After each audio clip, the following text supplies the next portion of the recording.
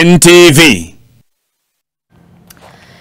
Well, the proposed bipartisan talks between the ruling Kenya Kwanza side and Azimio la Umoja is already staring at a bleak start, with both sides taking hard stances on the proposed parliamentary promises. Azimio leader Raila Odinga now wants the process to be beyond parliament and akin to the 2008 National Accord brokered by Kofi Annan.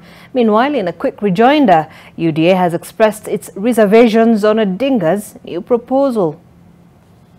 Less than 72 hours after both President William Ruto and Azimio leader Raila Odinga agreed to a truce to bring to an end the political acrimony in the country, the Azimio leader has come out with a raft of demands. Odinga wants the proposed bipartisan conversation to go beyond parliament and include the ranks of either of the political divide. Our suggestion is to have a conversation at the national level through a process akin to the 2008 National Accord. To this end, the coalition proposes a team drawn from its rank both in Parliament and outside Bunge. While denying personally having a meeting with Ruto, Odinga, who indicated there being a meeting amongst their emissaries, now saying that the president's statement fell short of a pre-agreed position. That statement fell far short of what had been agreed, and they know it. They want an urgent audit to the IEBC servers, further warning that there are attempts to tamper with the same.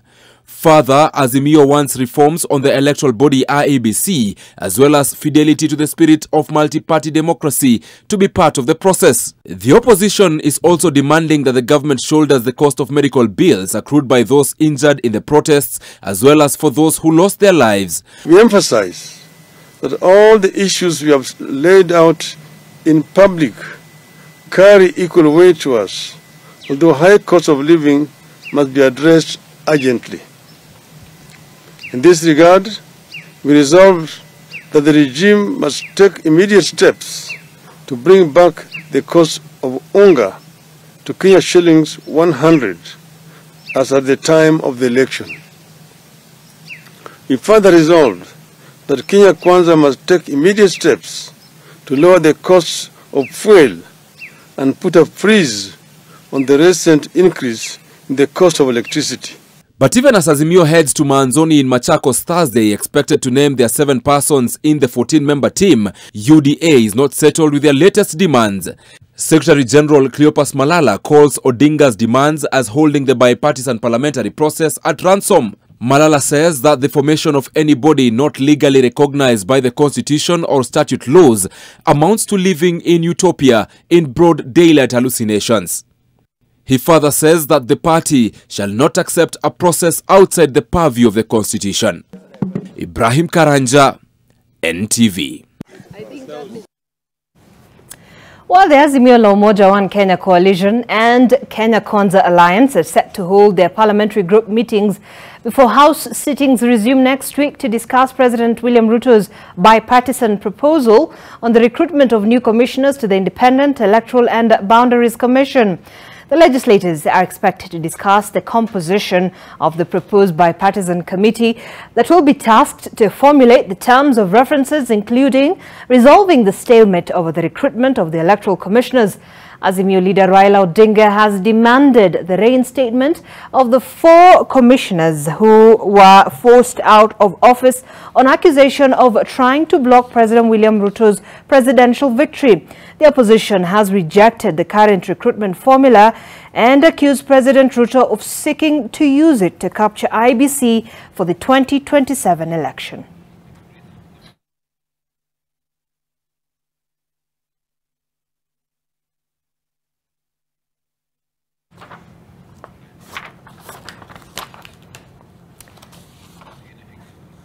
Right, and away from that, now the body of a pregnant woman was recovered on Tuesday after being swept away by flash floods in Mwatate in Taita Taveta County.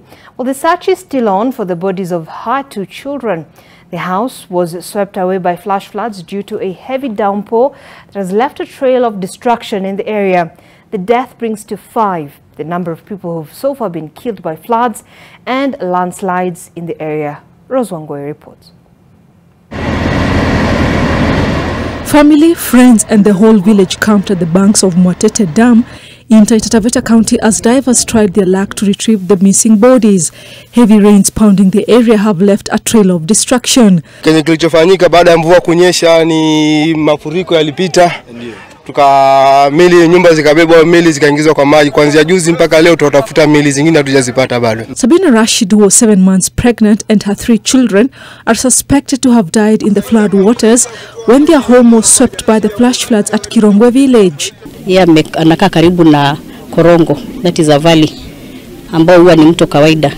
So maji yalipokuja, nyumba ambayo yeye badala atoke nje, wenzake wakatoka, wale majirani naambiwa, lakini akarudi ndani akajifungia. On Tuesday afternoon, the body of Sabina was recovered by volunteer divers several kilometers downstream. Na kufikia leo tumepata mama masaa saa 8 mchana na mama ameshapelekwa mochari. Yesterday, the body of her 6-year-old daughter was found at the bank of Mwatete Dam.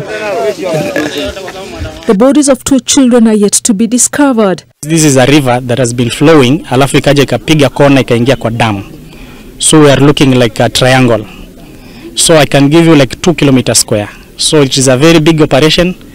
Na ndo maana tumehitaji support. Tuko na watu wa NYS wamekuja kutusupport. Tuko na watu wa Cecil Estate, na sisi kama county government pia tumeleta machineries. At the same time, administration officers across the county have been moving around areas that are likely to experience flash floods, urging residents to move to higher grounds. Ruzongwe, NTV. Meanwhile, another school in Kakamega County has been indefinitely closed after learners were taken ill, exhibiting cholera-like symptoms. Initially, 42 learners complained of diarrhea, vomiting and stomachache before the number rose to 179. The closure of the school comes just a day after the Sacred Heart Mukumu Girls School was also closed after 2 students died from suspected food poisoning.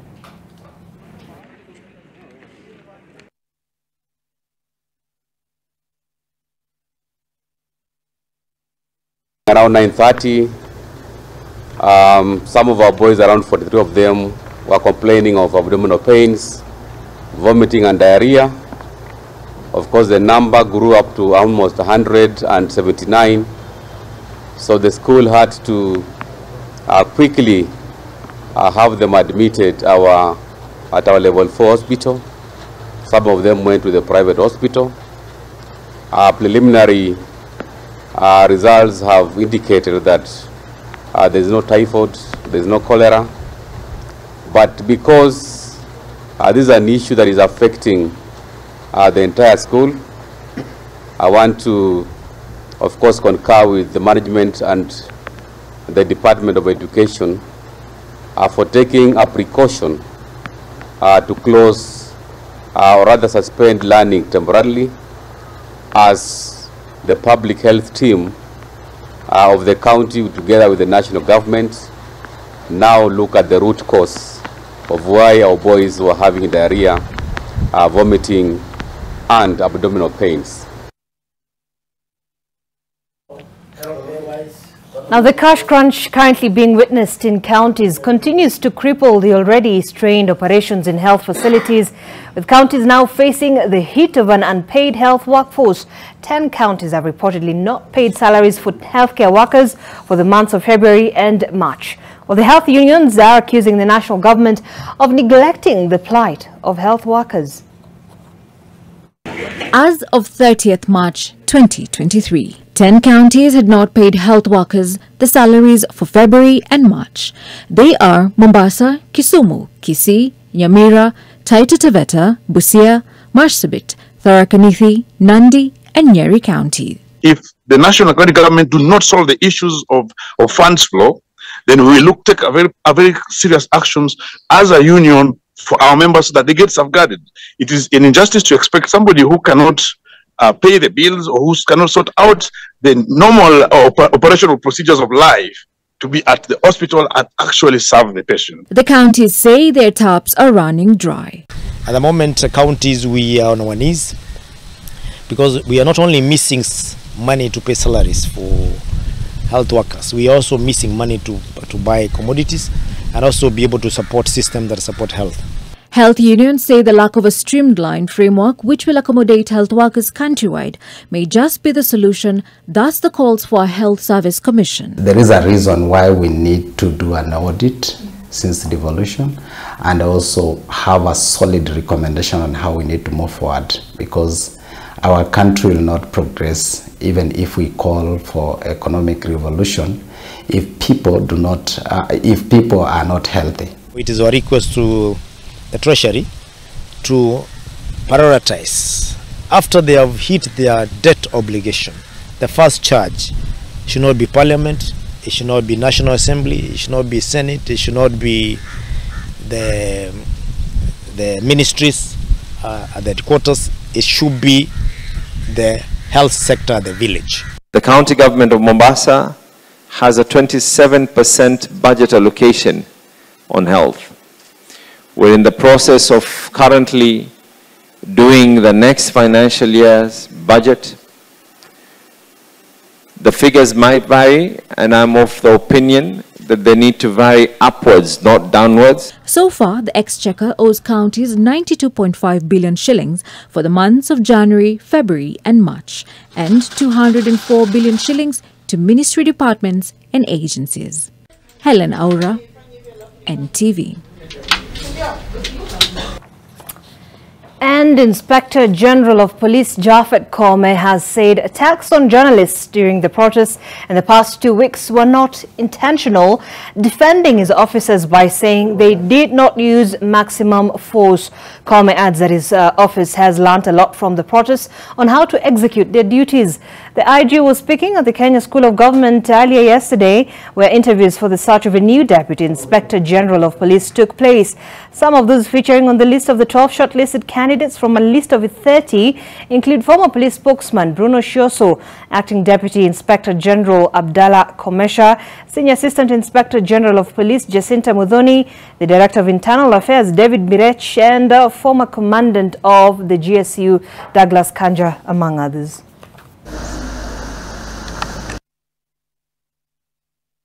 So it's not deliberate. We have no intentions of injuring any of you. You are fellow Kenyans. I don't derive any pressure. I don't derive any happiness out of injuring any fellow Kenyans. But when the situation demands, so that is what we are doing, moved in with what is allowed in international policing practice, tear gas canisters, water cannon. That is what we used. In the room, that is what we used. Therefore, if you are hurt by a tear gas canister, honestly, that is not a maximum force. It is within the allowable limits. Any issue of malpractice or misconduct brought to us is investigated. Let me take action. All right, and away from those stories we've prepared for you, it is time to look at what is making headlines in the dailies of all the papers here. The Business Daily, very interesting, we'll be getting to that in a moment. The Daily Nation, the Standard, the Star, as well as Taifa Leo. But I'm not alone in studio. I am joined this morning by Abdullahi Alas, who's the policy and governance analyst, also columnist and journalist. A very good morning. Thank you, morning, Abdullahi. How are you? Thank you very much. Good to see you this Wednesday, bright and early, you know. And also Professor Gitile Naituli, of course, Professor of Management and Leadership at the Multimedia University and also a governance expert this morning. Thank you so much, Prof, for joining us. Yes, and we'll also be having Javas Bigambo in a little while, who's a lawyer and governance specialist as well, just to try and make sense of some of these political developments that we're seeing. But before that, I want us to take a look at this, what's on the front page of the Daily Nation. Of course, we will be delving much deeper into this conversation, but Ruto-Raila clash on ceasefire deal. Is it a U-turn? Azimio chief takes issue with the president's statement on Sunday, arguing that it fell short of what had been agreed upon by their teams of negotiators, insisting that Parliament cannot address all their core issues and suggests a process akin to the 2008 National Accord. Let me get to that. That's on page 4 of the Daily Nation. Let's see what else they've reported on the same. So there you have it. That was a press conference that the Azimio chief held yesterday together with the other leaders of the Azimio coalition as well. So President William Ruto and opposition leader Raila Odinga are on a new collision course just barely 2 days after calling a political ceasefire amid countrywide mass protests. Odinga spurning an offer by the head of state to have the opposition's grievances addressed by a bipartisan team in parliament, instead calling for a process similar to the National Accord of 2008. Let me begin with you, Abdullahi. So look, what do they say? A week in politics is a long time. We were here last week discussing the state of affairs then. Now things are a little bit different. We saw what happened on Monday, but things seems to be taking a different turn. Just your first reaction on what happened on Sunday evening when the president extended that olive branch. We saw a response from the Azimio chief, but by yesterday, things seems to be a bit different. Thank you very much, and good morning to the viewers. Zainab, what happened is that they say half of the troubles of life, of this life, can be traced to saying yes too quickly and not saying no too soon enough. Now, what has led to even the president addressing us? What has led to Raila addressing us after 2.5 hours? A lot has happened behind the scene. Every time they tell us that they have never met and they have never spoken, they have met and they have spoken. These guys left church. So where were they? So we know there is a big guy in town called Andrew Cones who was there for some time. So there is a lot happening behind the scenes in this kind of work. Now, the president was not at his best when he was addressing us. I mean, we didn't see the cladding, well-dressed, the clothes were dull. He was fumbling. You remember when Hussein told him something, the journalist's question was repeated. So there are a lot of things that were happening, and that means that there was a lot going in his head. Now, he said a lot of things, and one of the things he said is we're going to have a bipartisan parliament. Parliament is not a place where you go do political rallies. It's a place where the constitution, all other statutory laws and the standing orders are going to be applied.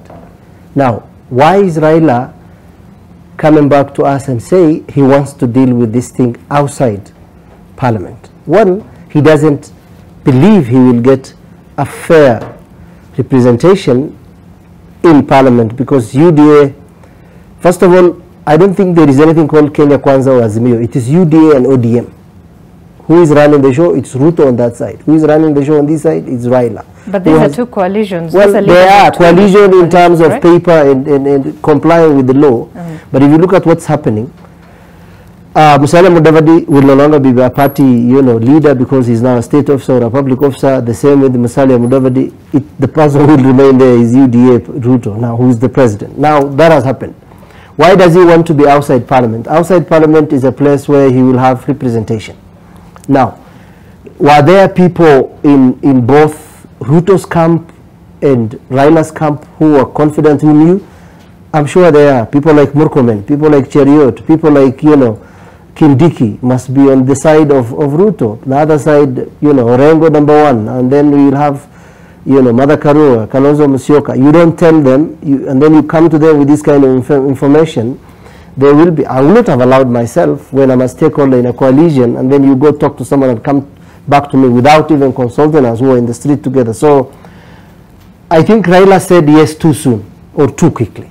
What they will have done is they will have analyzed this thing and then tell the president, we are going to talk about some of the issues, yes, but we need first to have, an interim committee to discuss on the mechanics and the modalities of instituting what we want to do.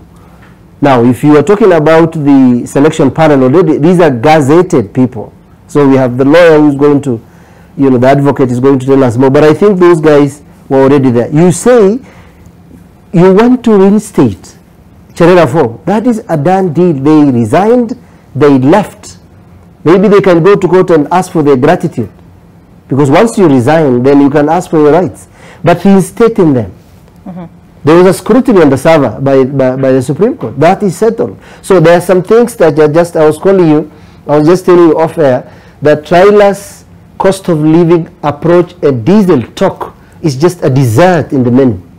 The main, menu is the IEBC selection panel, where Raila wants to have a very formidable presentation going forward. We have a president who has started campaigning for 2027. So you're saying this is a lost cause? It is. This truce, this way, this approach of look. I want you to hold on to that point, because we will be getting much deeper into this. I just wanted to get just a glimpse, your first reaction to this, Prof. When you look at the series of events that have transpired since Sunday evening, what do you make of it? This is very normal in any negotiation.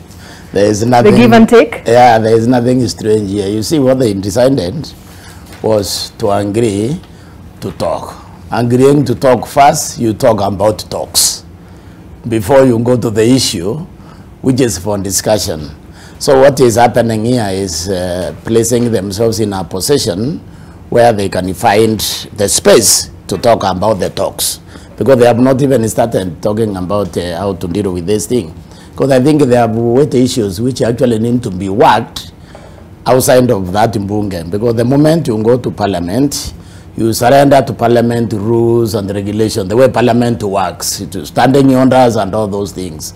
But when you are outside, because this is a negotiation, you negotiate outside, you have an agreed document, then you take that document to Parliament as a fait accompli, so that they can't go there and change it, because it's come from a process. So there are things that I'm very sure they're in the mind of both, maybe not so much Ruto, but Raila's mind. They need to fix IBC with finality. And I think Ruto should want that also, because he wants a stable country. To do that, they need to sit there, get the experts, get a process of counting and transmission of presidential results, because that's what gives us problem all the time. That cleared so that it's ironclad, so that there will never be any manipulation ever again. Because I can tell you, as it is right now, this system is an interesting one. I'll tell you an incident one day with Anjanj of the Supreme Court. So I asked Anjanj, what really happened? This thing, you know what he told me? Professor, just go to Bomas and get someone to declare you the president, and that's the end of it. We can't recount the vote in the country, in the whole country. So that's how simple it is, actually. You don't have to rig this election anywhere at the polling stations. Just get someone to announce you in Bomas. So they need to deal with this thing with the finality. They also need to return in discipline to Mbunge. You can't have MPs elected in one party, like those guys from northern Kenya. They shocked me. Even before the president was sworn in, they were defecting. You see, they should have gone back to the polls the same day they defected. So they need to bring that discipline. All this, to work out all this. That has always been a debate, and it always goes back to the question of constitutional right to, choose whichever side they want to choose. They need to address that issue with the finality, and I think it can be done within the provisions of the law, not outside the law. Because if we continue like that, you see, we don't, like it is right now, do we have a parliament? We don't. Okay, we don't. Because you see, people started defecting left, right, and the center, and the people are forgetting we had a president here who never entertained defections, and he delivered. So do you feel there's no faith in the institution that is Parliament?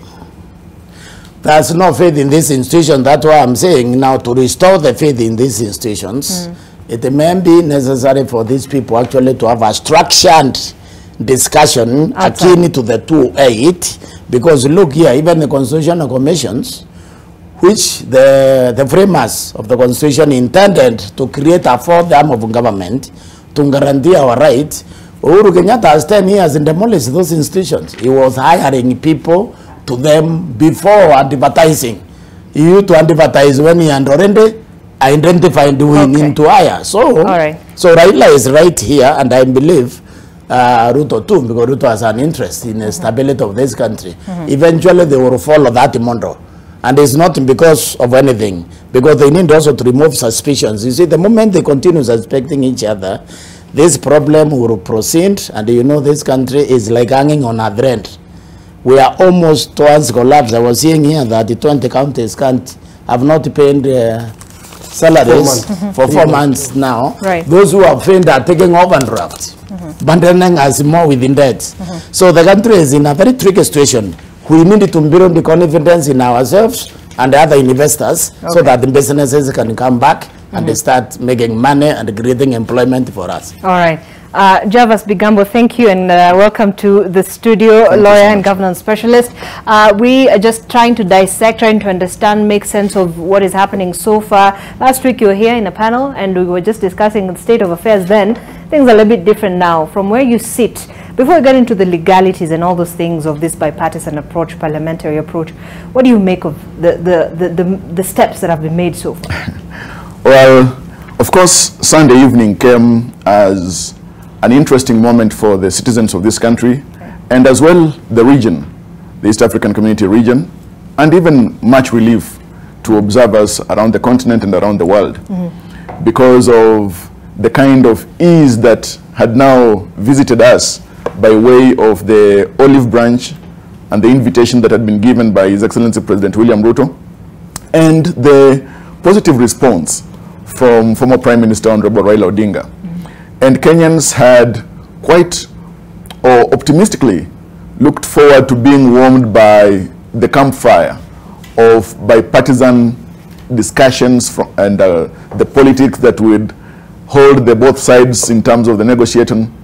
But now it seems that that campfire is already flickering by the kind of sentiments that were made by Honorable Raila Odinga and the Azimio team last evening or yesterday. Right.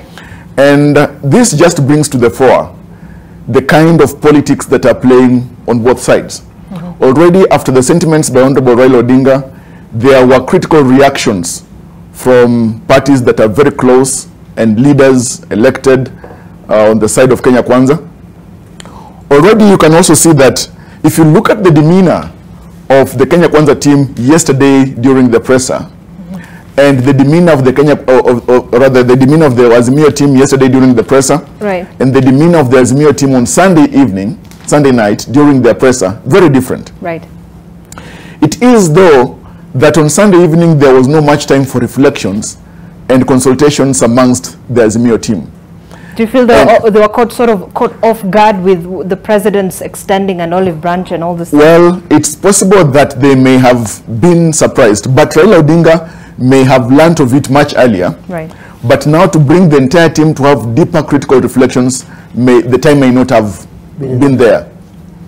And that's why you could see an ease and displeasure on Sunday evening. But yesterday you could see some kind of warming up in their faces during the press conference. It tells you that there are varied interests in Azimio. There are Raila Odinga's interests, and then there are interests of each of those key leaders surrounding Raila Odinga.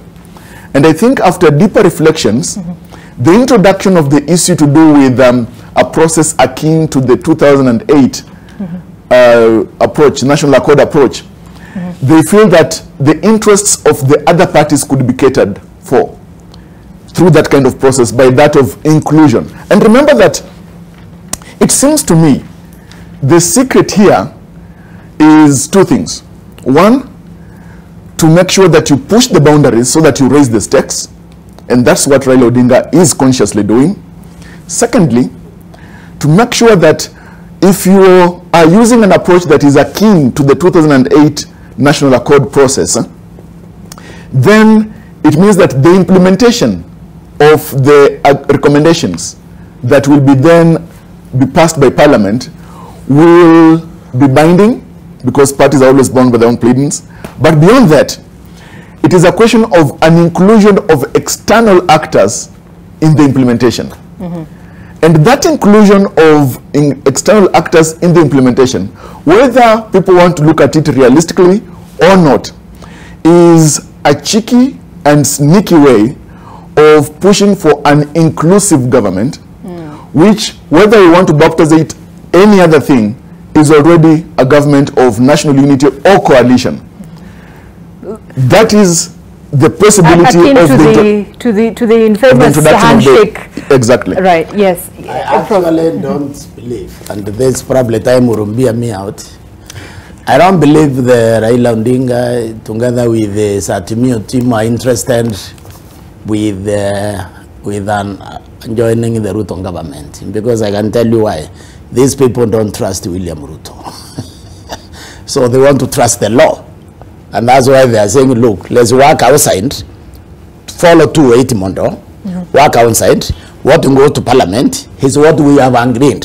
And the parliament is simply supposed to be a conveyor belt to pass, not to debate. They are doing that. Okay, finish up, rejoin the Nabla. They are doing that because I trust, I don't believe there is anybody in Azimio actually who want to work in the Kenya Kwanza government. I absolutely doubt. Not that I've talked to them, I haven't, but I'm looking. From your opinion? Yes, I'm also looking what happened when Raila Odinga joined Uhuru Kenyatta. Okay. This country suffered. Then the position collapsed. Uhuru Kenyatta was basically left to destroy a strong economy within 5 years because the opposition joined in government. Raila's the handshake cost Raila the election. There was no way William Ruto was going to win this election if Raila Odinga never shook Uhuru's hand. So I think they know this. They won't tell you because me, I'm telling you because I'm not a politician. Well, I see Abdullah and Javas are both. There is the interest of Raila and there is the interest of Ruto. Those are two individuals, isn't it? Then there is the interest of persons in Azimio.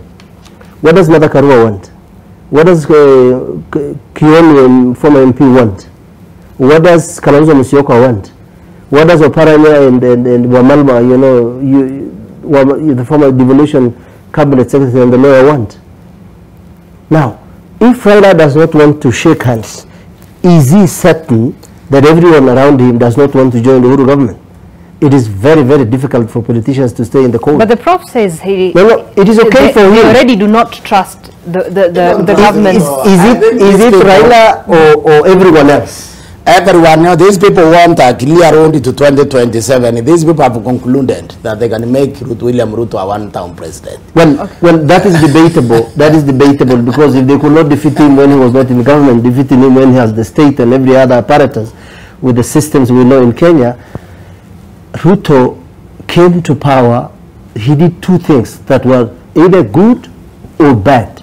Good in the sense that the Interior Ministry was, the police has left the Interior Ministry budget. Now they have their own budget. Judiciary, they have their own budget because I'm sure the interview done by NTV on the CJs, you've seen now she's saying she has been given money to start building courts. So that the administration of Uhuru Kenyatta, the judges or the judiciary was not comfortable then with the presidency and the system. Because the last time they got increase of their budget was back in 2012. Now that come a guy who is, enticing them with goodies, that will make now very difficult for these guys to say we are going to win and make him one-term president. Parliament is a place. This is the worst parliament we have, even the one of last time. Now, Parliament, we don't have leaders in Parliament. We have politicians who are barely average because they are thinking, their mannerism. But is that a fair assessment? It is. I'll tell you. You know why? Been elected by the people to represent their interests. Why they elected or they bribed their way? Election means that's a very unfair assumption. I contested in 2013 and 2017, so I'm speaking from experience. What happened even in Mandela North was sheer. But you cannot give a blanket condemnation. We always talk of percentages. Right? We always talk of the highest percentages. Okay? I was in Meru, I told you, in Embu. People are being bribed. In Mandela, people are being bribed everywhere. Unless you know in another country, we are not talking about the people who are comfortable. That's a blanket condemnation. We are not talking about the population of you, I, and the professor who are privileged to sit here with confidence and having some comfort life. We are talking about a population where 22 million cannot afford 2 meals. So, if Parliament was a Parliament that is supposed to legislate, represent, and oversight, why do they need to control CDF? CDF was meant to help the country from 203. Now we have devolution. Because If they fight the system, they will be not, you know. So if you take away the CDF from them, maybe that time they will have acted. But right now they are very comfortable. Okay, we've deviated a little bit, but we're going to come back. Javas, a very just quick rejoinder. I know you wanted to respond, then we'll move forward with the debate. Well, thank you. I have been, of course, interested in the comments that have been made here in response to what I had said initially. First, of course, good professor here indicates that the Azimio team does not trust President Ruto and trusts the law. I shudder at the thought of the statement that Azimio team trusts the law, because so far every indication is that the law is not trusted, not even the Constitution. Because if at all the law is trusted, then issues to do with even the nomination of persons to the selection panel of IBC would not be a critical issue. If the law is to be trusted, then the issue, and then it means that the law is important. If the law is important, the demand for the Cherera 4 to resume duties would not have been made, because they were exited from the commission by way of Article 251 of the Constitution with its clarity, and Parliament, through its process, received a petition, formed an ad hoc committee, and in fact found that there are grounds for their removal, and then the three resigned. That is the operation of law. But beyond that, when you listen to what the politicians are saying and the demands laid on the table, that is what gives even clearer insights, quite pellucid, that in fact the issue here is not so much about the Cherera 4. If the issue, the Cherera 4 is a red herring, merely a red herring.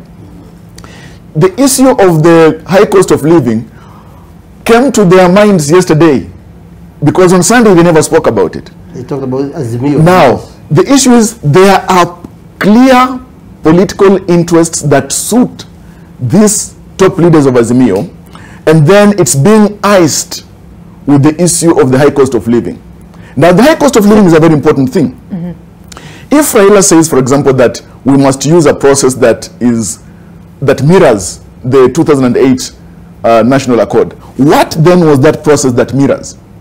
Because initially on Sunday, the president said, and even repeated yesterday in Rwanda, that we must use a bipartisan parliamentary approach. Now, yesterday Raila Odinga said that they don't want the process to be encumbered by the rules of parliament, which means guided by issues of standing orders. And remember that if we have to follow the parliamentary bipartisan process and the standing orders, any other person that is not an elected or nominated member is a stranger to the process. And that's what Raila Odinga does not want. Secondly, in 2008, Kofi Annan did not chair a bipartisan parliamentary process. It was a bipartisan political process. So it involved politicians from both sides. Remember, all these things came after the malaise of the post-election violence, and even Parliament had not sat and been sworn in. So it was a bipartisan political approach, not bipartisan parliamentary approach in 2008. And so they were representing clear political interests. Now, already by the sentiments of Honorable Raila Odinga, a clash has ensued between Azimio and Kenya Kwanza, because the president is emphatic about a parliamentary process. Raila now wants an issue that is extra parliamentary. Because he feels perhaps the issues, according to what they're saying, the issues that they need addressed cannot be addressed within just the legal framework that Parliament... Great. That is all right. Then two things arise. Is it not the same constitution that says that Parliament should address the issues affecting the people? First. Second, where does Parliament draw its authority? Parliament derives its authority from the people. So, if at all they are representing the people, why can't they handle the issues facing the people? Okay. I think there's something we are missing in Javan. You are done with the point? Now, let me just conclude. Okay. The issue here is that, one, and this is quite apparent, Raila Odinga is consciously raising the stakes for negotiation. That's why he's pushing for this. So that, like they always say, that when you aim at the stars and you don't get the stars, where do you fall? So that's why he's doing this consciously. And that's why he said that Raila Odinga is a very cheeky and sneaky politician by what he's pushing for. Prof.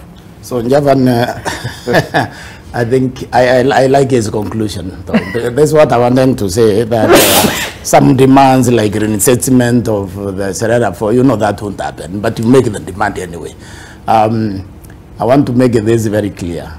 We really don't have a parliament. I think anyone who thinks we have a parliament, that can solve our problems, is not living in this country. We didn't have a parliament for 10 years under Uhuru Kenyatta. Yes. We don't have a parliament right now. There is nothing right now William Ruto can take to that parliament and it does not pass. Well, technically we have a parliament, but there is no faith you see what I'm saying within parliament itself, right? When my brother here was making his contribution, he said something about enticing the court. Yeah. He said like that, meaning that the president is busy capturing in that court. So you're saying we have a captured parliament? So we have a captured parliament by the executive. The 2013 election, I think that's probably one of the worst things to happen to Kenya, because these people set up capturing the institutions. Those institutions are still in their pocket. They have not left to come and serve us the way the constitution wanted it to happen. So what Raila is avoiding is a parliament that is squarely under control of William Ruto. The House, the Senate, both of them. So he doesn't think that the things he wants done can be done through that process, and this is how country is going to trouble. This is why I think Kenya Kwanza has a duty, has the government to protect us, and to insist to agree on a method of negotiation that also satisfies the other party, because there are two parties competing. You see, so when there is this level of distrust of the institutions, then the 280 comes in, because that's what it means in short. It means that whatever goes to parliament is what Raila and William Ruto have agreed. That is now what will go to parliament. And that now parliament job will simply to pass, because they have agreed outside, then they bring it in order to write on the law. That I think is what they are doing. I think that is the road the Azimio want to trouble. Okay. I'd like to get back to you, but we have to take a very quick break here on AM Live NTV. That's the conversation we'll be having, but when we come back, we'll just wind up with the papers and we'll continue with this. Talk to us. The hashtag we're using this morning, as always, is AM Live NTV at NTV Kenya at Zainab Ismail. We're back in a short while.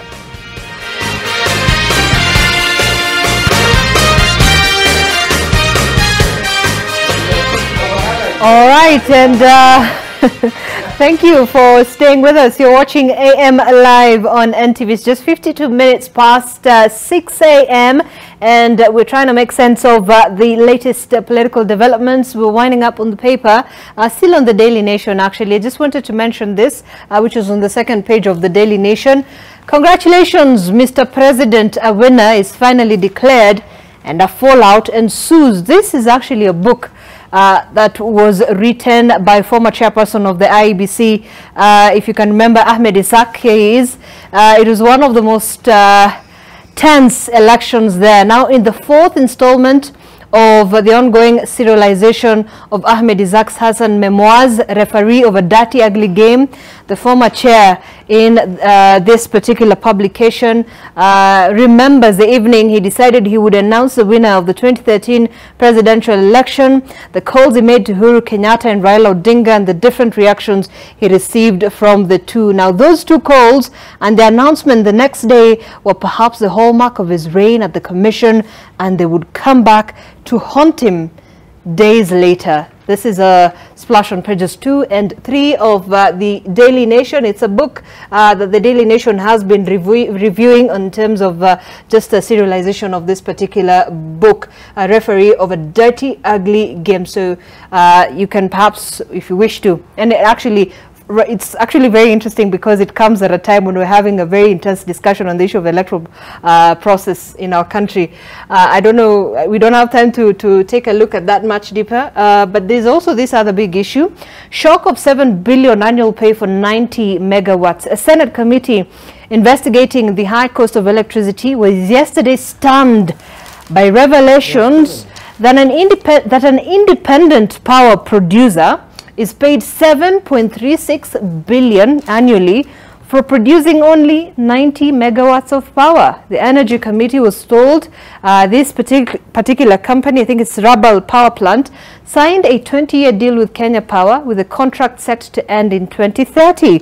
The firm is part of the 11 IPPs summoned by the Committee of Investigation into contracts signed by the firms to supply power to Kenya Power amid high electricity cost in the country.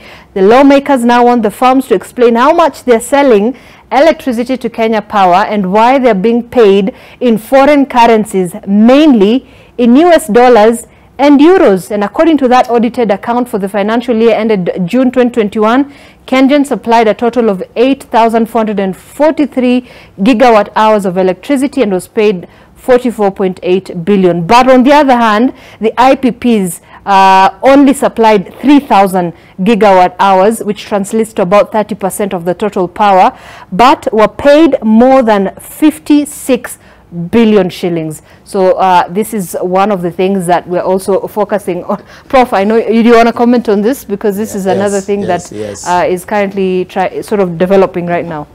This is one of the example that the governance of this country as how the Kenyan government as how actually it's never really been government of Kenya.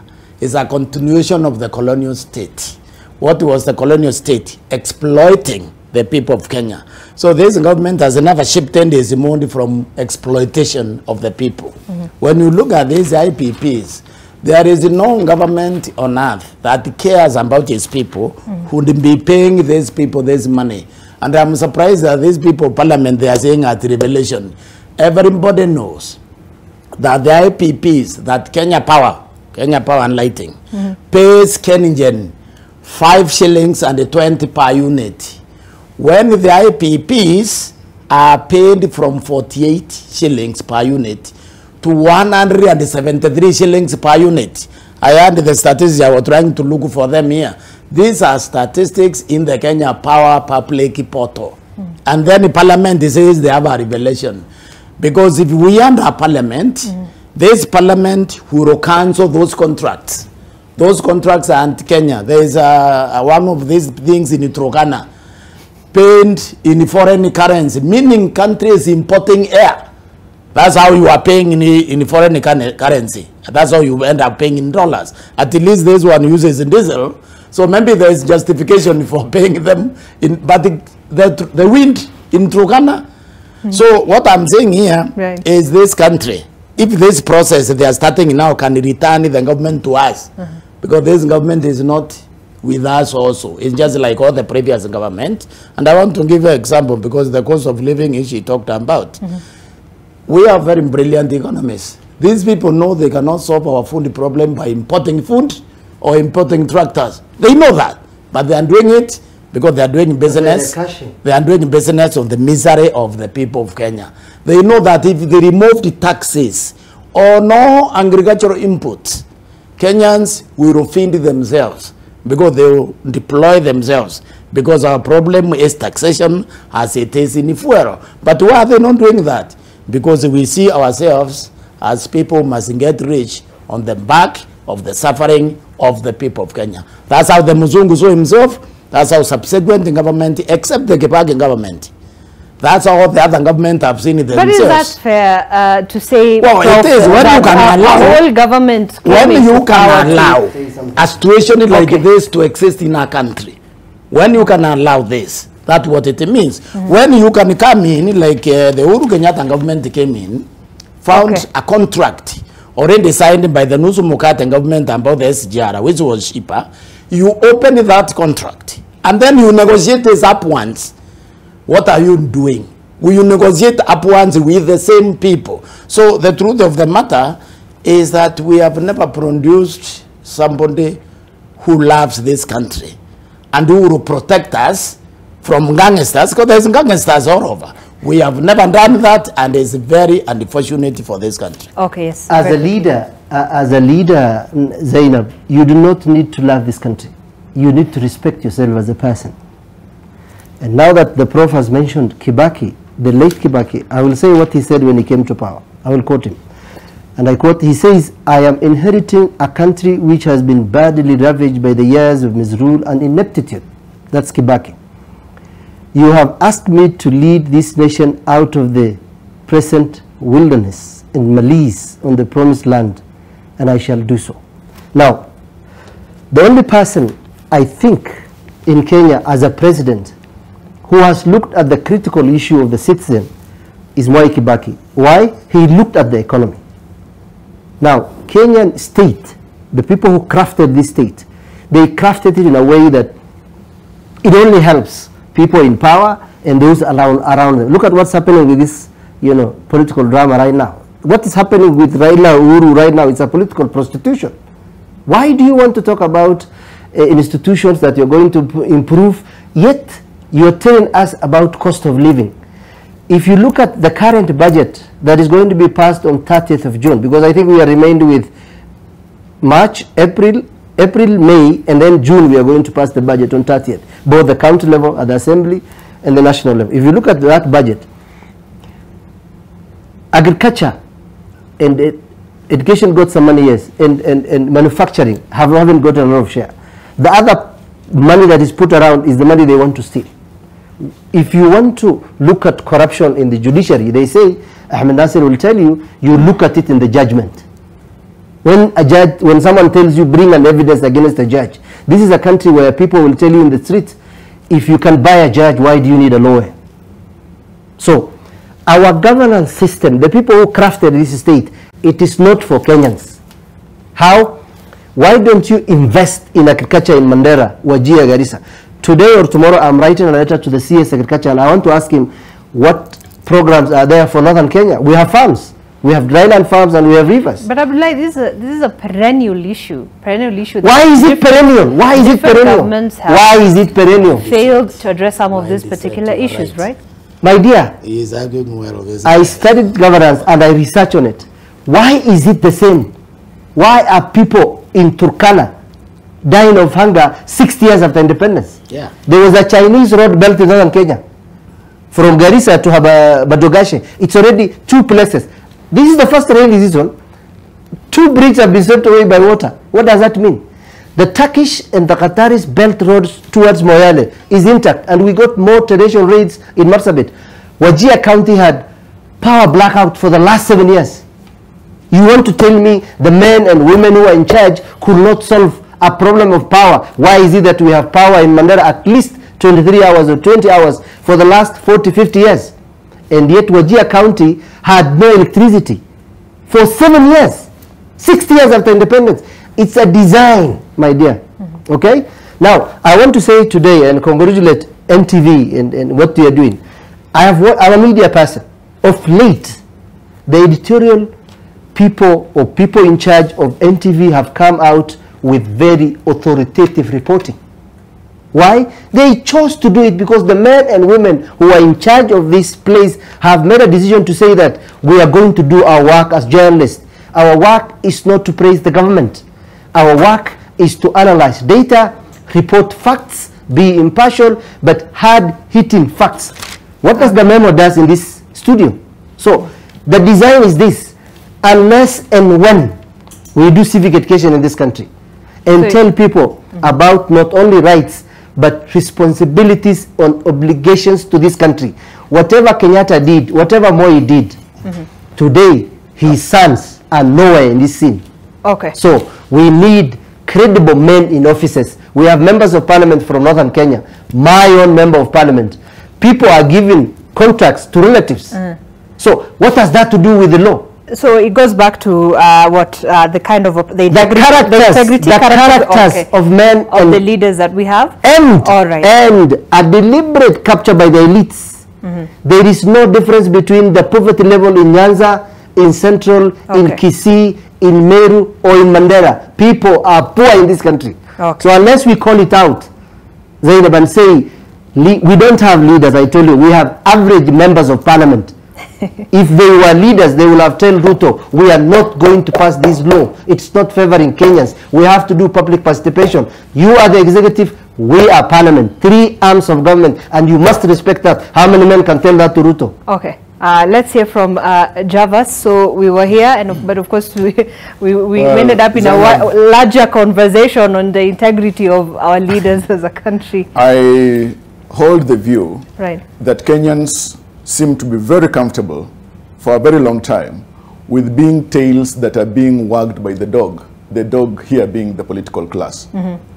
They're being wagged by the dog, they're being led by the consciousness and the interests of the political elites. Then you get to even wonder whether indeed Kenyans have got their own critical interests that they can push through for implementation.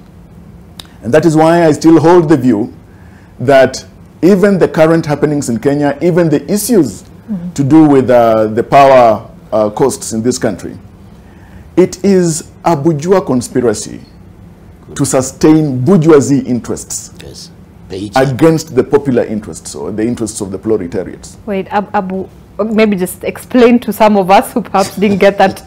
And I said there is a bourgeois conspiracy, which means a class conspiracy to perpetuate those high-class interests, the bourgeoisie interests, against the interests of the proletariats, which are the common man or the poor people. And I say this because every sentiment or argument you hear from the politicians, the interests that can transform and move or shift fundamentally the situations or circumstances of the people are always too limited, and the interests of the ruling class are many. And here, I think, if at all the issue or the aspect of oversight of parliament, which is the role of parliament, was to be taken seriously by them, serious action would have been taken on the issue of independent power producers and how they are reaping Kenyans. That Kenyans are being made the poorer because of the interests of the wealthy. We need to rethink this. And I remember that during the past regime, earlier there was this ambitious power project of the last mile electrification project, which was very good if you like it, if you look at it. So that no home is in darkness. Now, if at all no home will be in darkness, but those poor homes are being charged so much that they can't even afford that power, then what will be the wisdom of having the last mile power project?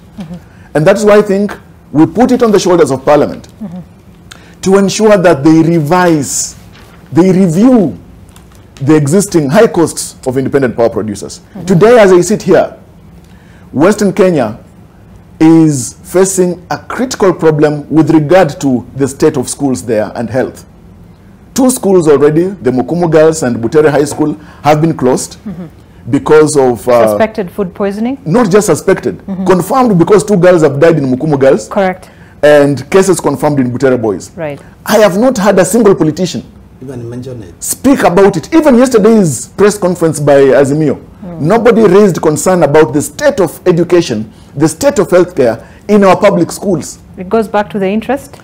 Exactly. And that's what I'm saying. Kenyans are being taken for granted. Now, I say that it is really unfortunate that we have got leaders who are riding on the backs of the people to head to where they want. When a leader is riding the back of a camel or the back of a horse or a donkey, it is for his pleasure. When he gets to his destination, the donkey will remain outside while the sojourner gets to entertain himself or herself to the merries of the destiny or the destination where they are now arrived. I think time has come where ordinary citizens must take their interests first and make sure that they push those interests. Today, as all these things are happening, no leader has expressed dismay and consternation at the state of illiteracy levels in the country, which are still high. And even today... And even as you speak about that, because I was getting to this anyway, let's just get to that. This is what we have on the very front page of the Business Daily, right? There was a study that was done from the Kenya National Bureau of, I beg your pardon, Kenya National Bureau of Statistics, which says that 67% of Kenyans are jobless and have given up on the work search at this point. This is where we are. The Ken-based data show that 2.01 million Kenyans are not seeking employment at this point. That's the number of the Kenyans, unemployed Kenyans has risen now to 2.97 million. That's around 2/3 of jobless Kenyans who've given up looking for work or starting businesses. The KNBS data covering the quarter that ended December shows that that number I talked about, 2.01 million out of the total 2.97 million jobless Kenyans aged between 15 years and 64 who qualify for the labor force were not actively looking for jobs at that point. Why? The number of graduates or retrenched workers who've given up looking for work has increased from 1.33 million in the quarter of June 2020 when business shared jobs and froze hiring at that point, and then we're going to get more data on the same. Zainab, yes, then I would close in saying, by saying that I think we need to have data-driven development, policies, and decision-making. I can assure you that the Kenya National Bureau of Statistics is one of the most important institutions in this country doing a tremendous job. And this data is very important. Now, let me ask you, has it even reflected or shown among Kenyans that in the run-up to the 2022 general elections, most politicians and political parties, or coalitions if you like, did not confer with data from the Kenya National Bureau of Statistics? If at all, 67% of Kenyans are jobless, and then there was a proposal that all jobless Kenyans will be paid 6,000 shillings. How practical and sustainable would that be? You see, that's what I'm saying, that we have politicians who always propose only populist ideas that they know when it comes to implementation, it will be a very critical challenge. But when I read this, yes. Okay, let's have when I read this thing, 67% of jobless Kenyans have given up. I now realize honestly that it's actually in the interest of Kenya Kwanza to have these peaceful negotiations with the opposition to conclude. Because if they continue... Is that the solution, Prof? Well, yes. It will set the foundation in a sense, it will set the foundation. Yes. Because why am I saying that? Because President Ruto, during the campaign, he presented himself as our savior from the kleptocratic client state, which has been exploiting us over these years. And today you have the best panel I've ever sat here with. Because these guys are very honest. They are very brilliant minds. They are so brilliant. They are speaking their mind. That's the point. And that is really the kind of people we need here. Right. Now, why I'm saying it is important? Because Ruto lifted our spirit to the sun. So far, he has not even given us the moon. Then disappointment, if properly exploited and properly announced, it can lead to a very violent revolution. So how do you avoid that? You avoid that by seizing this opportunity now and talking and structuring how do we need to move both the economy and the social space forward. Because clearly, there is frustration. This is a huge number. But Prof, don't you find there's a bit of an irony here when there is a feeling that the opposition is pushing for this self-interest at this point, right? Then how again, by having this, perhaps them join a government or form the government together with Ruto's government, will then be able, like I said, will they be able to solve some of these issues? Zainab, I would like to say this. Can I come in? Can I answer? Okay, let us, I beg your pardon, let Prof finish and then we'll have I will answer that question indirect. I told you personally, right. I don't believe these people want to join the Kenya Kwanza government. I don't really believe that, and maybe I can put my credibility on the line here, and I can say that they won't. I don't know about Raila, but at least I can guarantee you that Kalonzo Musyoka, Martha Karua, these guys will not fit in that government. That I know. Okay? So what I'm saying is this. These people can actually assist just the way the two-way assistant to move this country forward and into a new constitution. There was exaggerated expectations. And believe me, even myself, I supported Ruto for very long because he was a breath of fresh air. He came and they said this economy was about in dynasties, about rich people. The time has come to shift it to the proletariat, to the small person. And I thought for the first time we have gotten a liberator. Ruto can still be that liberator right now. Sit down with these people. Structure an electoral system that we will trust, because institutions have a problem. And then also figure out how we can deal with this economy. To be fair to William Ruto, Urunda means this economy so seriously that it's not like Moi. You see, during Moi, the thieves who are robbing us under Moi, they were taking the money we are making. They were not borrowing and taking it. And that makes a very big difference. So Ruto has a challenge. And at one time, I can tell you this, because I can say this on air. I told Ruto, it was me and him, in Karen. I told him, whoever wins this election, whether it's you or Raila Odinga, it will take you much, much longer to repair this damage, much longer than it took Mwai Kibaki. Because the damage is in deeper. Now, because this damage is in deeper, let these people put their minds together, let them surrender their ego, because the country needs peace, because without peace, the economy will not recover. Okay, let me give Abdullahi the let me give three counts of how jobless serious is this country. In Mandera County, when they made the advancement of the chief officers, they made an advancement of 28. 1,000 people applied. 1,000 people.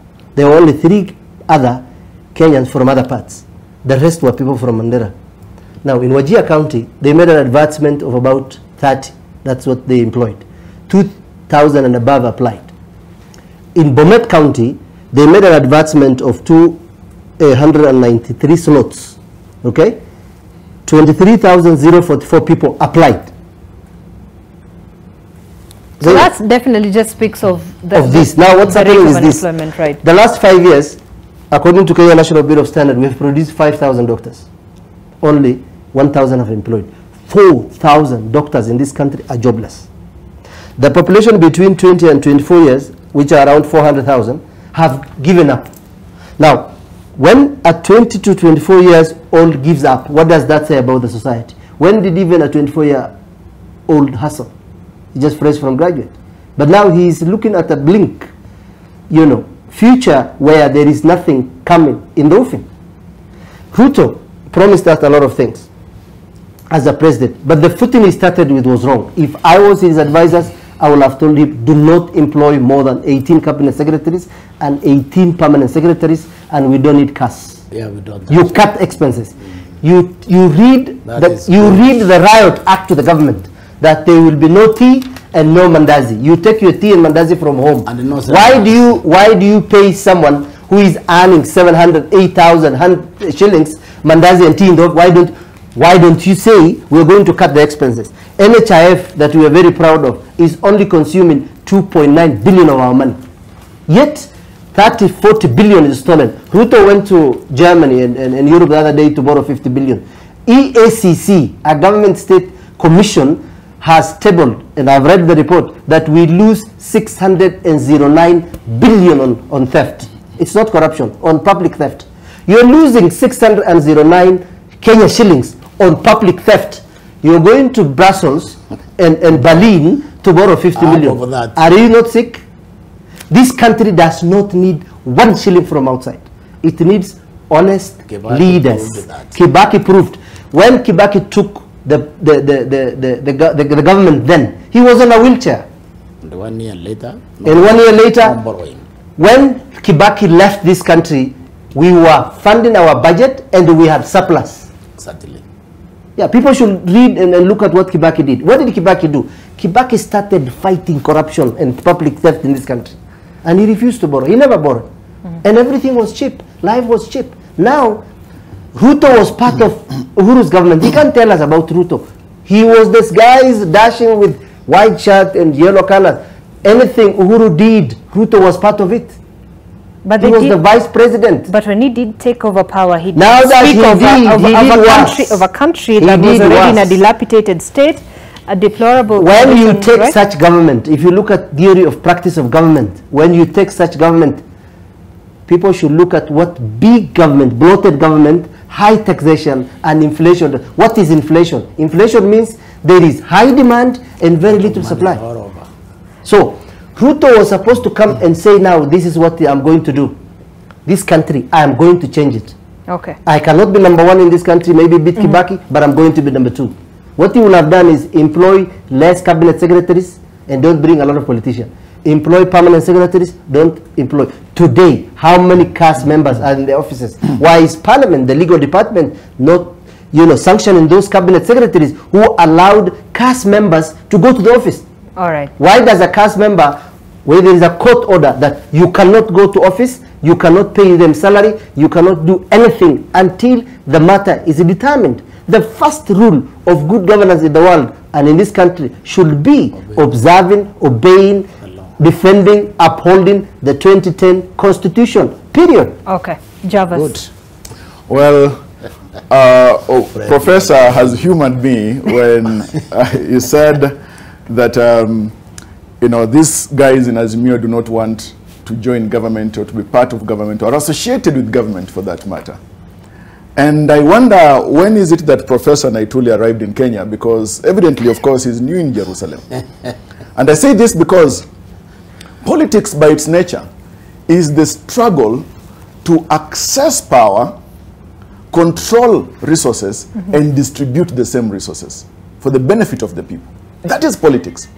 There is nobody who is getting into politics because they have got this messianic call to liberate the people and not for the issue of accessing power, controlling the power, controlling resources, and distributing resources for the people. I thought Ruto no, did that but primarily that's what politics is about. The other thing is this, that we seem to be in love with Mephistophelian politics. Politics that's evil, wicked, and we are fighting only for the interests of the rich. And we are fighting ourselves so that we can protect the rich. It is Jeff Kennedy who said that if a free society cannot protect the many who are poor, sorry, it will not serve the few who are rich. Exactly. We just saw it in the issues that happened during the demonstrations and the invasions. It was proving Jeff Kennedy right.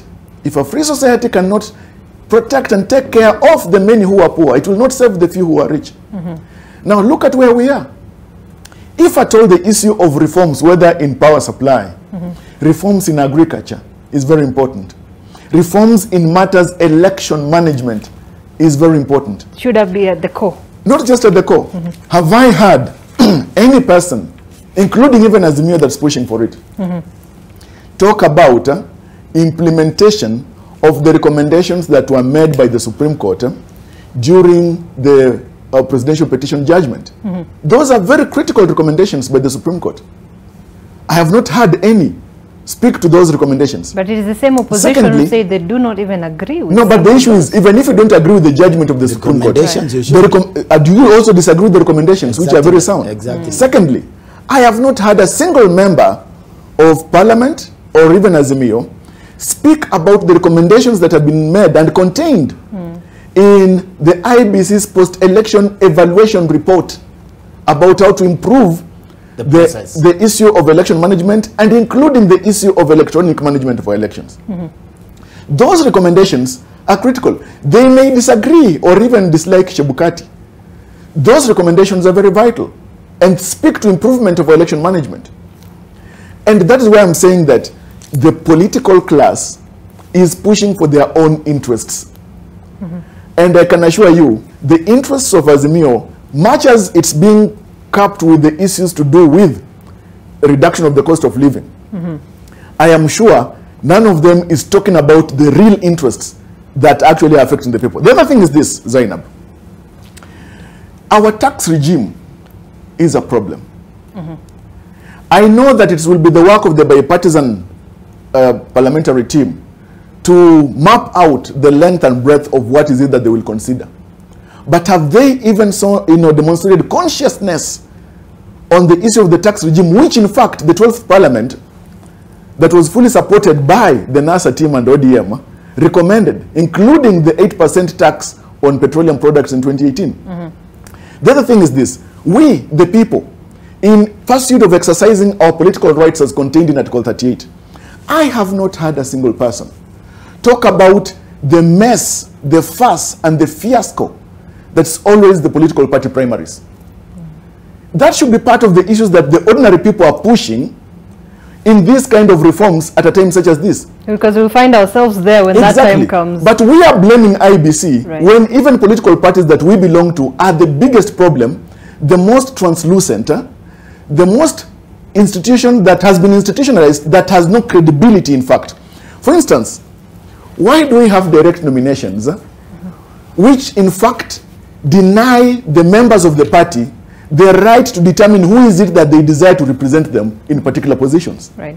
Those are the things so that those are those pushing deep-rooted issues that exactly. perhaps should be highlighted. All right. So the people have forgotten their key interests. Okay. They are pushing for the interests of the ruling class. All right. We have to take another break here on AM Live. And just to wind up, this is what we had on the front page of the Business Daily. I'll not be getting much deeper into it, but it has also been covered in the Daily Nation.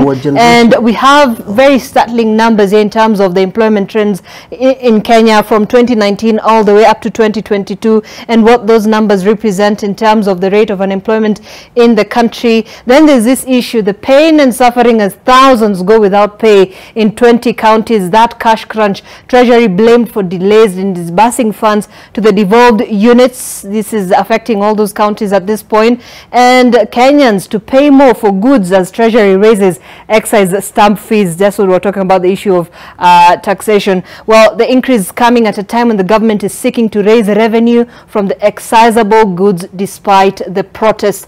On Taifa Leo, Ruto alitucheza. Rais William Ruto mnamo Jumapili alitupilia mbali baadhi ya matakwa ya kinara wa Azimio Raila Odinga. Imebainika Bwana Odinga jana alifichua kuwa wajumbe wake wikendi iliyopita walimpelekea rais orodha ya matakwa aliyotaka yatekelezwe kabla ya kusitisha maandamano. Habari kamili, it's on the second page of Taifa Leo. But when we take a break, we're going to come back to this particular picture here.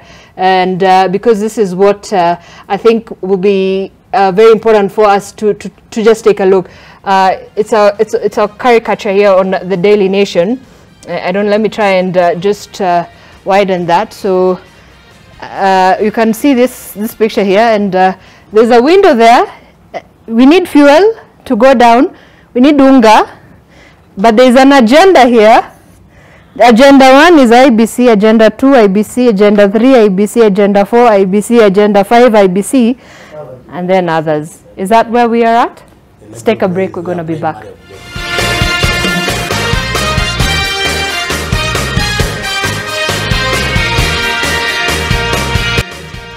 Oh, all right, and we are just continuing with our conversation here off air, but welcome back if you're just joining us.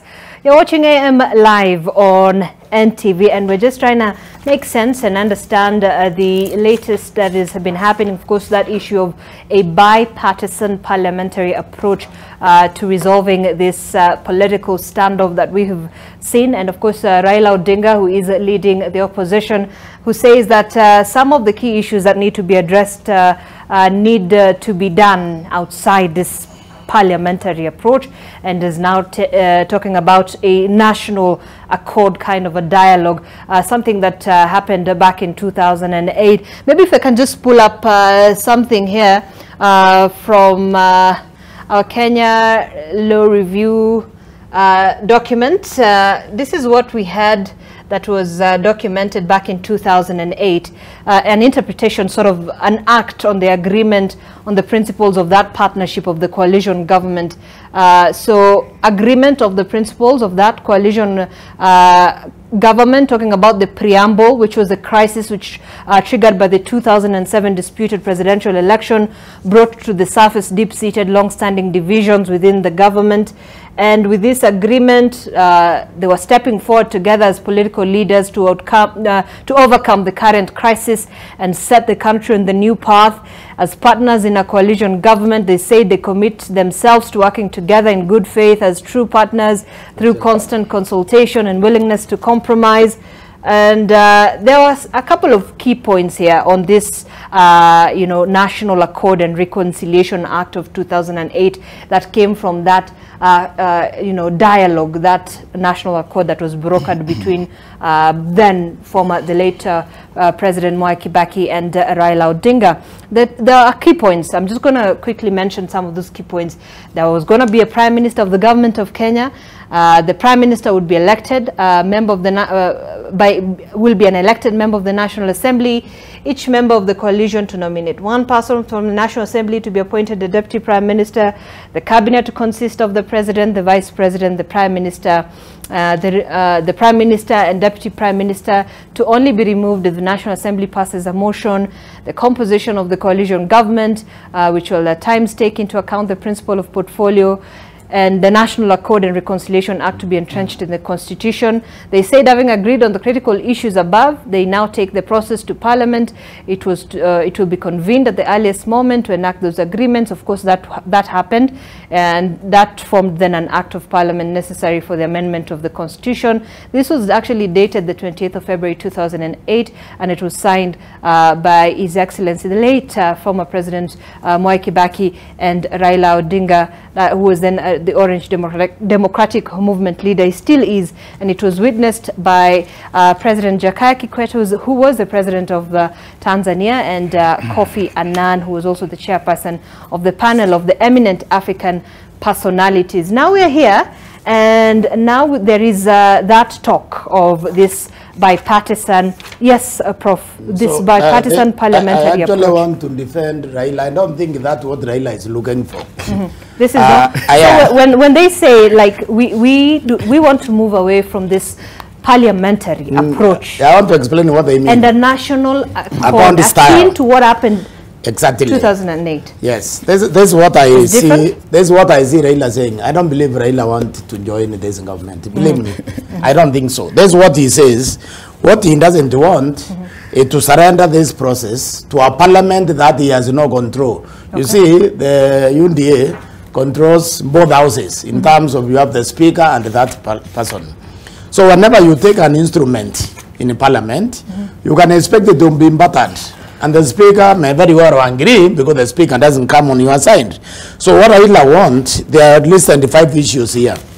These 5 issues, if you look at the standard, cost of living and raising high prices, this one they don't think it is for discussion. They think the government can do this tomorrow because all they have to do is remove all taxes on agricultural inputs and allow Kenyans to feed themselves, and in the short term, reinstate the subsidies. So they don't think this is an issue that requires any discussion. That is one. Number 2, a new MBC, this does require. Okay?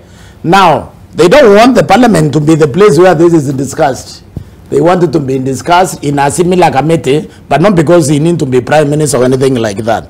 You will say the same thing with the number 4. Murutpatism, Kenya Kwanza says in buying of MPs. They want all the MPs in both of returned to their respective parties. If that happens, then they will get the speaker of both the houses because they had the majority before these fellows crossed over. So again, this one can't produce anything inside that parliament. It will produce nothing. And I think this is I'm trying to interpret, okay, what they may be having in mind. Now, the mode of talk, that's why they want the mode to move from parliamentary driven to a committee similar to that. Similar does not mean mirroring that. So what I can say for sure is I think Raila is a very brilliant politician. I think Raila has learned his lessons from joining Uhuru Kenyatta. If he still was ambitious to be president, which I don't know, the last thing he wants is actually to join this government. Because by the time we reach the next election, if we will, the Kenyans will be disliking Ruto the same way they were disliking Uhuru Kenyatta. Okay. Because I cannot see how, unless we have peace now, which I pray that we do, I can't see how this economy can be moved forward with the rancor, with the noise and all that. The economy requires hope. The economy requires peace. The economy requires that we trust our government And the economy requires that investors, both internal and external, can predict stability for the next 20, 30 years. But Prof, does the economy really need this political elite settlement to happen? Yes, it needs them to come together because they are bothering us. You go to the street, what have you done? You close in Nairobi. They need these people to come together. I'm coming back to you, Abdullahi. So Javas, you know, as you respond to that, I want to pick your legal mind on this, right? The legality of this whole, the term bipartisan approach. What does it imply really? How does it sit within our legal framework? Does it work? First, I wish Professor here was a professor of history. He would have appreciated that Raila and Moi fought fiercely in 1997, and after that, they worked together through a cooperation. History also tells us that Raila and Kibaki fought fiercely, especially in the lead to the 2005 referendum and the 2006-7 violence, rather election that led to the violence, and they later worked together. Raila and Uhuru fought fiercely, and in fact saw an enemy, a sworn enemy in the other. Then they worked together in a cooperation of brotherhood called the handshake. I can assure you that whatever separates Uhuru, rather Raila and Ruto, is so small that bridging it cannot take much. It is about interests that are being put on the table, and those interests, part of them are national. Majority of those interests are personal interests. And if they are personal interests, then it's not about being in the cold. Because if at all it was a question of making sure that, you know, the issue of buying MPs and you're saying that they should be returned, I don't know whether they are, of course I know. But the issue is that it could be just a question of values in our politics, our democratic process. On the issue of bipartisanship, let's face it. When you look at it from a bird's eye view, bipartisan parliamentary approach is negotiated power sharing in terms of looking at issues or deliberating on issues at the parliamentary level. The handshake was power sharing at the executive level. So there is a legal framework that would accommodate this kind of an approach? Yeah, there is. Well, basically, look, when you look at the standing orders that are in force today at the National Assembly and even the Senate, what is only foreign is the issue of the inclusion of non-parliamentarians. And that's why I said that the push for inclusion of non-parliamentarians is itself an affront to the law, unless, for example, the standing orders are amended, are reviewed. And secondly, if we operate outside the law, because if we are saying that we have to use a parliamentary approach as the president indicated, and here we are looking at the statements made by both leaders, then we have to constrict ourselves to the parliamentarians as they are. And that's why Honorable Raila Odinga yesterday said that he wants a situation, a platform that mirrors or that is similar to. If we say that... Then wouldn't it give credence to what Raila Odinga then is pushing for by saying, instead of then just having this within the confines of parliament, which by their own view is captured, then have a public engagement, involve of the stakeholders. I mean, yesterday we saw religious leaders, we saw all these other stakeholders saying, we need to be involved in this. And that credence, let me tell you, by opening up that entire circle and that space, and consciously and agreeably, as you put it, as Raila Odinga is pushing, and even I saw former presidential candidate Honorable Maure also pushing for inclusion in this bipartisan approach, and religious leaders as well, is going to be an inclusive process. That's what is being pursued. That itself would have a very diverse, wide-ranging kind of proposed recommendations, which primarily would lead to constitutional reforms, legal, policy, and institutional. Yes, that's okay. But the primary goal, if you are trying to have a sneak preview at the possible outcomes and recommendations of that framework, you would realize that it is possible that some of the proposals that will come, looking at the state of affairs of the country today, and remember that at the back of the minds of Azimio is that one, they are contesting the outcome of the election still. Second, some of them still hold that because of the margin that was narrow between Honorable William Ruto and Honorable Raila Odinga, then an arrangement that helps them to work together in the interest of the country could be a possibility. And that's why I talked about a sneaky way of having a government of inclusivity when it comes to implementation of those proposals. And that is what I said, the political class is scheming to that end. That inclusivity itself is cooperation, is inclusivity, and it's a working together that's outside the framework that exists constitutionally today in terms of our democracy. And that's why my biggest fear in this country is that we are consciously, consistently, and insistently democrophobic. We claim to love democracy, but we don't love the outcome of a democratic process. Let's hear from Abdullah. Yeah, what I'm saying is that, first of all, the issues we have in the country are what are standards. The standards we have are very low. Look at our roads, look at our health, look at our city, look at our politician. We have a very low standard in this country. Now, if you say you're going to expand the platform for bipartisan, what have the David Maure and the other people that have done? Nothing. So this guy wants to have both personal interest and his political interest taken care of. Now, Raila has realized that being with the government does not augur well with the population, which is majority very poor. Now, he has rejuvenated himself. Let me tell you, there is something people cannot take away from Raila. Raila is there. Exactly. Raila has guts. Those things in men are inborn. You can't take them away. If God gives you guts or God gives you daring attitude, there is nobody who can take that away from you.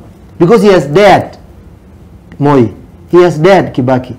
He has dared Uhuru. Remember, this Ruto was born in 1966. This guy was 18 years when we got independence. He has lived in these cracks and knacks of government for a very long time. Now, his interests can be taken care of, yes. Institutions can be changed, yes. What I was calling the political prostitution of our political class and the bad manners of this country, who is going to change that? So regardless of how much people you put in advisory towers, I told you yesterday I was the controller of budget office. That looks like an office. I went to the Auditor General's office. It looks like the office of a chief officer, rather assistant chief in the village. It depends on the two characters, the standards of the two characters. Okay? Now, I went further to EACC. I was given a badge. I went to the CDF board. I was accompanied by a lady. What does that show you? The cultures instilled in these institutions by the variable people occupying are different. My standard is higher than most people maybe. Professor has certain standard. Prof, you have certain standard. So if the standards are very low, then today we have children who are born in hospitals prematurely at 32 weeks. It is the responsibility of government to provide incubators and make sure those kids don't die of negligence. They do die. If you speak to health professionals, pneumonia, diarrhea, whooping cough, pneumonia, lungs and breast cancer are the biggest killer diseases in this country. These are lifestyle related. So if the people are poor, it means they are not getting good diets. The government is not producing one. Where is Fatuma, Mora and Wanjiku in the discussion between Ruto and Raila in this reform we want to do? What is good for the people? Where is that discussion? All right. Yes, Prof. I want to believe that these leaders mean well. They may have personal interest, that I agree. But I want to believe that both of them... History shows different. Raila Odinga... You're very optimistic, Prof. I want to believe Raila Odinga and William Ruto want the best for this country. I also want to believe that they are going to talk, they are going to have solutions, and that nobody is going back to the streets again, because it's in the interest of Kenya. But isn't that what we just heard from Raila Odinga yesterday? Yeah, I want to believe that nobody is going to allow that they will have a concrete discussion on the problem facing the country, that we can now move on instead of this protracted conflict. We don't need the conflict, we can do without it. And I think they are both genuine, in my opinion. They will have to prove us otherwise. I believe they are genuine in seeking accommodation with one another. All right, let's just wind up because we have about just 4 minutes. I'll start with you, Javas. So moving forward, what do we need to look at? Because as Kenyans, it appears that our calls, Kenyans' calls at the height of the protest was the issue of the cost of living. But that seems to have sort of, according to many, sort of dissipated somewhere in between this this truce, this talks of negotiation, then what do we need to look at moving forward, and what does the political class need to focus on as they go about this, approach? Zainab, sincerity by its nature is always subject to proof. And we want that sincerity from the government and sincerity from the opposition. It is not proper for us to be in a situation where we are moving and desirous of a nation that is cohesive in the spirit of bipartisan politics and parliamentary approach to resolve issues. Yet still we have got threats from the Azimio side that we are likely to go back to the streets. Right. I think that proof of sincerity should not just come from government, should also come from Azimio. That the issue of harming the state of calm and peace in the country and cohesion should not actually be something that anybody desires. We want to trust that the leaders of Azimio, the leaders of Kenya Kwanza, will take consciously this country in the right direction. But secondly, the interests of the people are far more than the issues of IBC. It is important because democracy, as we have framed it, dictates how we choose our leaders and how those leaders determine the legislative and policy and institutional management in this country. But also look at it this way, as my brother said earlier. Look at the issue of healthcare in this country. Look at the issue of infant mortality. Look at the issue of cancers. Today, nearly all of us in this country are part of 2 or 3 WhatsApp groups for fundraising or have been approached for purpose of raising funds for a cancer patient. These people are suffering. They know that it's important for the economy to go forward. They know it's important for people to get jobs. But they also, they know that it's very important for them to be alive tomorrow to be able to vote. So the issue of healthcare and the tax on health equipment and medication, especially for cancer, should come down. Lastly, we talk about the issue of free franchise. It is important, for example, that moving forward for the first time, let Parliament, let this bipartisan parliamentary approach also help the visually impaired to vote independently via Braille as a priority, so that they can walk into a booth, the visually impaired persons, and cast a vote without being assisted, so that that secret ballot should actually be truly secret. That's something should have actually been looked at a long time ago. And so that's why I'm saying that the primary interests of the people are broad and are many. That should be the focus of our elected leaders. Right. I implore them. Okay. Yes, Prof. So I think I think the cost of living is still the highest on the Azimio's agenda. Because it was number 1, if you listen to the news yesterday, it was number 1 on their communique. And what they said, I listened to them very carefully. Okay. They said for the government to prove good faith in the coming negotiations, they don't need the cost of living to be part of discussion, because it's primary of the government to agree with Article 48, 43. I think 43 on socio and economic rights. 43 of the Constitution. Article 43 of the Constitution. So they say that first do this, return the subsidies so that you can drop the cost of unga to 100 shillings, what it was before the election, before you took over. It was 100 shillings, return it there. And then, if I handle them well, they said then we can look at the long-term solution to the food problem here, because it appears that we have overwritten our economists. You cannot solve the country's food problem by importing tractors or importing food. You must remove all taxes on agricultural inputs so that the Kenyans can feed themselves. So listening to them and listening to those 2 points, I think the cost of living is extremely high in the Azimio agenda. And I think it should be number 1 in the president's agenda, because he campaigned on the platform of lifting the Asolas. So the point is, the Asolas are crying, listen to their cries. All right. Abdullahi. I'll just say that there is a character called Jerry in Betrayal in the City, and he's guarding a guy called Askari and Jerry. Askari tells the guy, shut up, you are inside and I'm outside.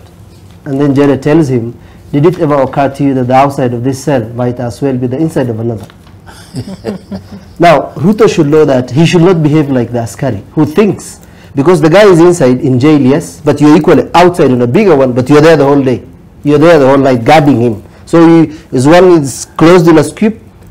He has invited all women for the spouses of governors and deputy governors. He has invited all spouses for members of parliament. My wife voted for him. When is she going to be invited? When is he going to invite Mama Bogas? When is he going to invite Boda Bodas? Ruto cannot keep milk on this side and water on this side and think they are not going to mix. They are going to mix. We are in a bigger cell in this country, leading a hungry society, leading a country where poverty and ineptitude has been rising from 1963. That is a recipe for chaos, that is a recipe for insecurity, and that is a recipe for everything that can go wrong in a country where a majority are poor. Revive the economy. Don't talk to us. Nyamaza, inaitwa serikali, siri nikali. Kenya Kwanza government talks too much, whether in parliament or in state house. When do you read reports? When do you analyze data? When do you get briefings? If you're always in the media, you need 6 hours or a day to analyze the budget and make sense of it. You need to read data and make sense of it and ask, why are people, I mean, you know, Baringo has produced a president who is a Tugen, yet people are dying of hunger. Shame in this country. How? But Abdullahi, isn't for government that is just coming up right now, 6 months down the line, trying to restructure everything that they found. The government is not 6 months old. The government is there. We only elected leaders. What is government? Government is there. Officers. Do you know today if the government of Ruto takes a break for 2 weeks, no one is going to miss it. Services are being handled. NTV will operate, controller budget will come, transport will work, planes will still fly. It is the people who are running the country. Not the government. People are the government. These are people in positions who make administrative decisions. Okay. The county governments will function. The hospitals will function. All right. Let's also remember Gavaga is a government within 2 months. 2 months. We're so different. as we do that, I think let us take the rule of law very seriously. Yeah. And the example being set by the United States of America by taking to task the former president Donald Trump is something and a path that we should also follow. I'm not saying that we should go after any former president, but if at all there are certain ills and illegalities that have been committed, we should hold any person accountable, and that is the place of the law. Otherwise, we have got a law that works for some and not for others. All right. Thank you so much, Javas Bigambo, lawyer, governance specialist. Professor Gitile Naituli, governance analyst, also professor of management and leadership at the Multimedia University, as well as Abdullahi Alas, policy and governance analyst, journalist, columnist. And of course, this is a developing story that we'll be following up on the other side of the world. That's the former US President Donald Trump. Just earlier on, what did he do? He pled not guilty to 34 felony counts of falsifying business records. And of course, he did hold a rally thereafter, after the court proceedings. Well, we'll be following up on that and the developments thereafter. This is where we wind up on M Live. Thank you so much for joining and engaging with us on this very good conversation this morning. And Your World is coming up shortly with Winnie Lubembe. You do not want to miss that. Good morning. My name is Zainab Ismail.